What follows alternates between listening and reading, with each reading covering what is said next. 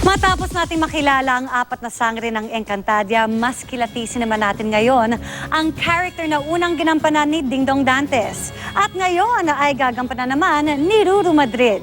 Ipinakilalang anak ng pinuno ng tribo ng mga mandirigma sa mga liblib na lugar ng Lireo. Kilalang malakas at matapang, pero madali siyang lapitan at magaling makisama. Bagay na umani ng respeto at katapatan ng kanyang mga kasamahan. Siya si Ibaro. Nakalauna ay makikilala natin bilang si Prinsipe Ibrahim. Siyang binatang bumihag sa puso ni Sangre Elena at Sangre Amihan. Handa siyang ipaglaban ang kanyang pag-ibig anuman ang balakid. Kilalanin pa si Ibaro at mga iba pang character sa mundo ng Encantadia sa Lunes na. Akalaing biyaheng Lireo ang mga pasahero ng isang bus nang makasama nila sa kanilang trip ang ilan sa mga gumaganap na makikisig na mandirigma ng Encantadia. Yan ang chika ni Aubrey Carampel.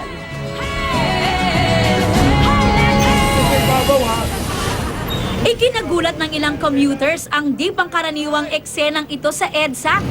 Masay!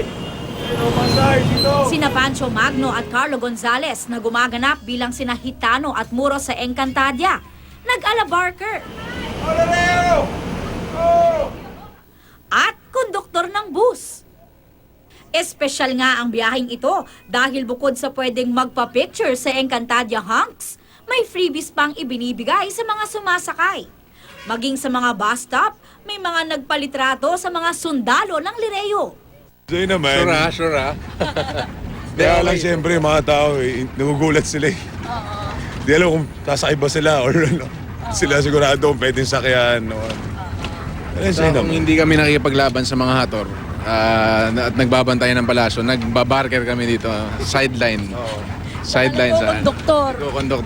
Ang ilang mga pasahero bagamat nagulat, natuwa naman sa kanilang kakaibang commuting experience. Bakit may sumalubong sa akin na nagbibigay ng bag? Tapos nalaman ko na sa taga-GMA. Nagulat ako na. Ang lalaki ng mga tao dito, anong meron? Di sabi ako, ano kayang meron dito? Yung nga nabanggit nyo yung Encantadia. Mga grade 4 o grade 5 nakapanood ko nga yung Encantadia. Nababaliw nga ako doon din. Aubrey Carampel, updated sa Showbiz Happenings.